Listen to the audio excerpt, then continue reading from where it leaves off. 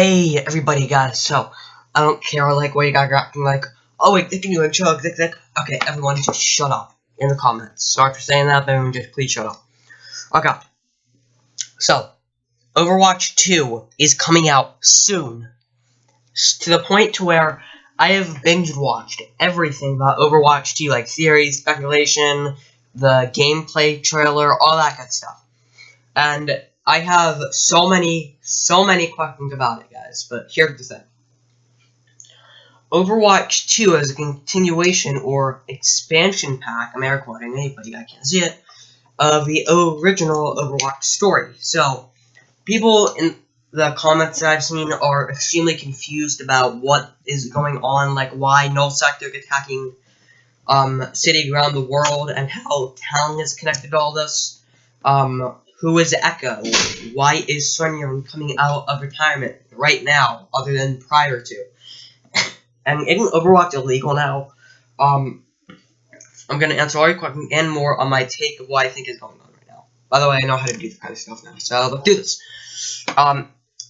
So if you guys think back to Uprising and Storm Rising, namely Storm Rising, when they captured Maximilian. At the end of it, Doomfist taking Egypt in a formal skin, talking to what it believed to be either Gabriel Reyes with a new Null Sector getup, or the presumed leader of Null Sector, which I presume he is. So what if because Storm Rising took place about 7-8 years, a good 7, maybe 6 years to the prior events of the game. So in reality, what if they were just planning it all that time, waiting for Overwatch to get recalled, so that Null Sector could launch the attacks around the world and start the second Omnic Crisis? We do know that by Sombra's short infiltration and a couple other ones, such as Alive and like one or two others, I forget which ones, that cities around the world, such as South Korea, Russia, and a couple other are still dealing with the Omnic Crisis. And from the new gameplay trailer, once again, sorry if you can image it Blizzard, but hey, I can't draw really good, so what are you gonna do? They appear to be a story-based one, which I've been wanting for the longest time in Overwatch. So here, and in the gameplay trailer, we see Doomfist talking to someone. I don't know who, but he is talking to someone in either Talon or Null Sector. Genji talking to Zenyatta, his old master. By the way, who thinks Genji looks like way better with the hood? Anyone? If you do, put hashtag Genji hoods down in the comments. Anyway, so what if? Okay, so Maximilian was captured. Widowmaker, Sombra, Reaper, and Doomfist are still at large. Same with Moira Odiron. And Sigma. Okay, so, but what if Sigma is just playing the bad guy to try and get Null Sector's attention? Okay, so, another thing that caught my eye is, in the Masquerade comic, at the end of it, Doomfist says, "We have a war to start," talking to the Talon Inner Council, which includes, but not all of, Sanjay Corporal, aka Symmetric Boss from the Better World comic, Moira Odiron, Gabriel Reyes, aka Reaper, Widowmaker, Sombra, well, I believe those two are in it, not really sure though, and a couple others. I believe Sigma's in there as well. Anyway, so, yeah, like I said, what if Sigma is playing the bad guy to get Null Sector's attention, just so he can stab them in the back? I know this sounds like a leap of logic, which probably is, but once again, Overwatch is a game that's not real. It's fiction set in a different universe and crap. So, a guy pretending to be crazy that can control gravity, turning around and stabbing the evil robots in the back? who are waging war against the world for the second time. Thanks, Null Sector and Talon operatives. Yeah, so, but I would hazard to say that he is, yeah, he's just faking it. Or what if Sigma was secretly working with Overwatch the whole time, trying to bring Talon down from the inside by getting into their inner council, pretending to be insane, and then going after them at the least vulnerable moment. Like, I mean, he had control over gravity with the Talon stuff equipped to him.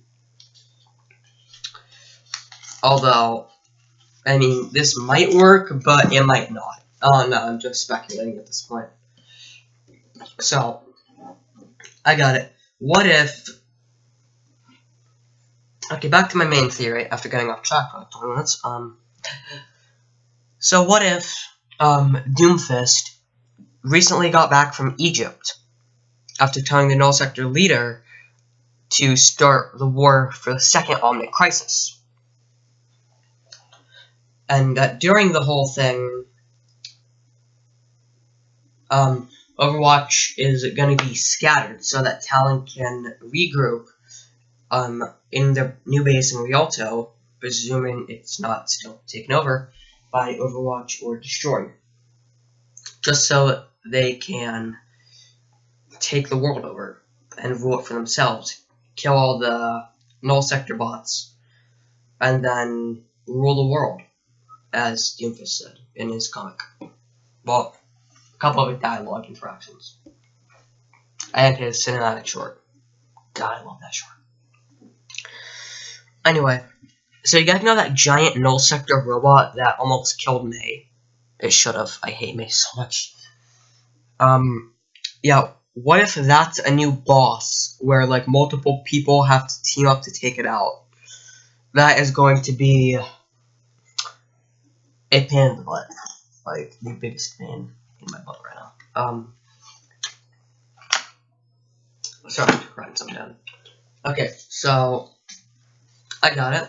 I know I said that a lot, but okay. By the time I got it. What if we get like so you know, like those character missions with like the different characters, like Tracer, Widowmaker, all that. What if we get one for Widowmaker that showed how she became Widowmaker? Like, someone stuns her, or Zenyatta puts her in a trance or something, and then she get thinking, like, wait, what am I doing? Droid wouldn't have wanted this. And then turns on Talon temporarily. Or, better yet, what if we get a level where we have to, and I know I'm taking a dive in this, but they have to fight Genji, who has been corrupted by Null Sector technology, or the Anubis God AI program. Sound like a stretch? Probably is. But, Jeff, like, if you could put that in, like, just for me to fight, thanks. Except, like, it'd be fighting a Genji in the first Overwatch game that we have, except, like, on max difficulty with the best player in the world controlling him. Yep. By the way, so, okay, so, here's something I found in the short you guys probably won't recognize. So you know that one part where... So getting back to the part where,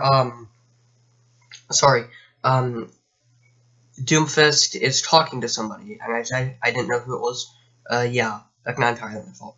So, I, just rewatched it while editing the video, and he is talking to Maximilian, and they're gonna get, to my knowledge, like one of the only time we ever get to hear Maximilian speak. Sorry, I'm so sick. In the comic, in the Masquerade comic, with Sombra, and when he's talking to Doomfist about Violi, after he gets killed, sorry. Maximilian, like, I don't know if I want to be a part of it, blah blah blah, or I can't do this. Doomfist turns around him and says, like, in a form where I actually have that line. In a form where he says, something will be a part of it will win. he says, "You've made your choice." He said, Max Bank, like, what Doomfist said, "You've made your choice. No one will stop us." So, like, I think maybe that takes place toward the end of the story mode, in which, like, what if Overwatch is trained to the max, and Doomfist think, "Oh yeah, we're gonna win this, Talent gonna win for sure," and then Overwatch comes in, and they're like, "I'm about to end this moment. I'm about to end the whole evil organization's career." In a typical Overwatch fashion. Anyway, like, I hope that we get, like, 2, maybe 3 story, missions for each of the heroes. Like, maybe for Sigma, we get to see the origin story. We get to see Tracer's origin story. We get to, like, physically see it. Same with Widowmaker. Well, maybe not hers. I'm kidding, yeah. Doomfist, like, maybe you get to see the Scourge, and the successor of the Gauntlet. Please, Blizzard, please, for the love of God, add in Liao. We need to know who he is, and, like, I want more characters. Like, more characters.